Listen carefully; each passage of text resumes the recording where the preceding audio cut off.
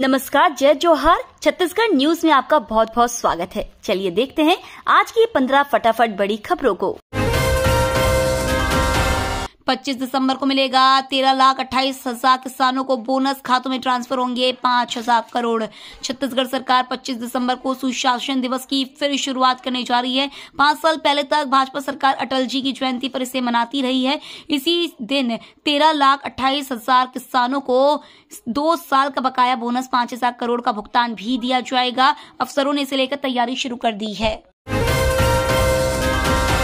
कांग्रेस ने किया national alliance committee का गठन। नेशनल अलायंस कमेटी लोकसभा चुनाव 2024 को लेकर कांग्रेस के लिए समन्वय बनाने का कार्य करेगी। क्षेत्रीय दल सहित अन्य राजनीतिक दलों को इस गठबंधन में शामिल कराना और उनके बीच समन्वय स्थापित हो सके, इसके लिए ये कमेटी जोर देगी। छत्तीसगढ़ में लोकसभा की कुल 11 सीटें, इसमें 9 बीजेपी और 2 कांग्रेस के पास है।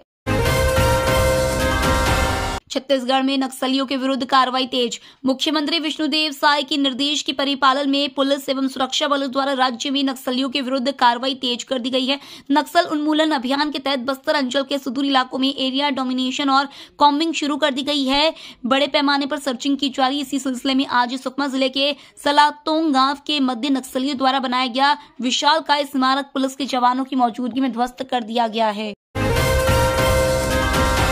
छत्तीसगढ़ में नई सरकार बनी लेकिन नहीं रुक रही अवैध धान की तस्करी। छत्तीसगढ़ में नई सरकार बनी लेकिन अवैध धान की तस्करी की घटनाएं रुकने का नाम नहीं ले रही है। गुरेला पेंड्रा मरवाही में 2 हद हो गई। यहां अवैध धान की तस्करी रुकने का नाम नहीं ले रही है। यहां मध्य प्रदेश से लगातार अवैध धान की तस्करी हो रही है। गुरेला पेंड्रा मरवाही के बंधौरी गांव की कोटवार ने अवैध धन की खेप को रोकने की कोशिश की तो उसके साथ मारपीट की गई है।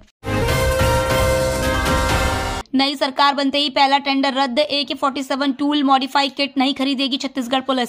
छत्तीसगढ़ में सरकार बदलते ही पहला टेंडर रद्द कर दिया गया है। यह टेंडर नक्सल मोर्चे में पदस्थ जवानों को अपग्रेड करने के लिए AK-47 टूल मॉडिफाई किट का था।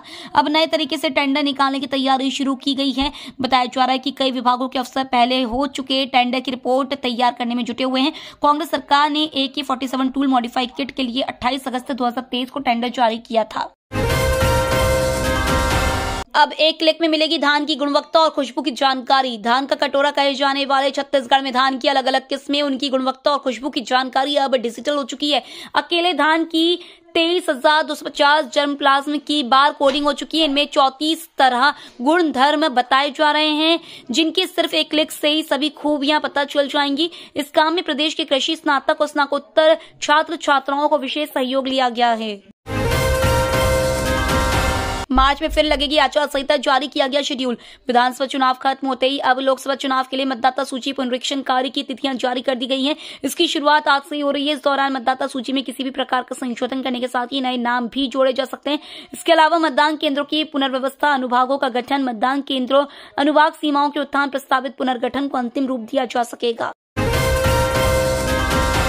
बिजली बिल हाफ योजना पर पूर्व मंत्री का बयान। छत्तीसगढ़ के पूर्व उच्च शिक्षा मंत्री उमेश नंद कुमार पटेल ने प्रदेश के मुख्यमंत्री विष्णुदेव साय से गुजारिश की है कि निम्न वर्ग के हितों के लिए संचालित बिजली बिल हाफ योजना को बंद नहीं करे, क्योंकि यह विषय राजनीति का नहीं बल्कि सीधे आम आदमी की भलाई से जुड़ा हुआ है।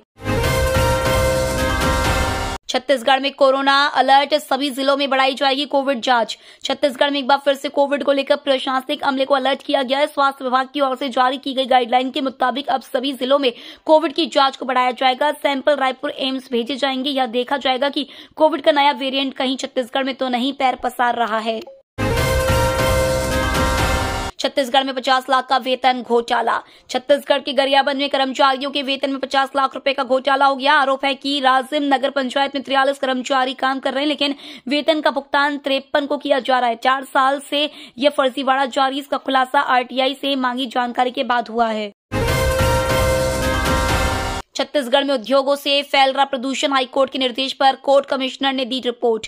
छत्तीसगढ़ में बढ़ते प्रदूषण को लेकर बिलासपुर हाईकोर्ट ने जनहित याचिका पर सुनवाई शुरू कर दी है। कोर्ट कमिश्नर ने अपनी रिपोर्ट डिवीजन बेंच में सौंपी है, जिसमें कहा गया है कि प्रदेश में कई ऐसे उद्योग हैं जहां प्रदूषण रोकने के कोई ठोस उपाय नहीं किए जा रहे हैं। उनके कामगारों में फेफड़ों संबंधित बीमारियां हो रही हैं। इस केस की अगली सुनवाई 10 जनवरी को होगी। एमए एमएससी की बदली सेमेस्टर परीक्षाओं की date.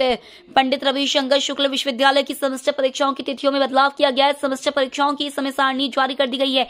MA MSc third semester की कुछ परीक्षाओं की तिथियों में बदलाव किया गया है। इसके तहत 29 दिसंबर को होने वाली परीक्षा अब 12 और 24 जनवरी को होगी। छत्तीसगढ़ में 3 डिग्री तक गिरेगा रात का पारा।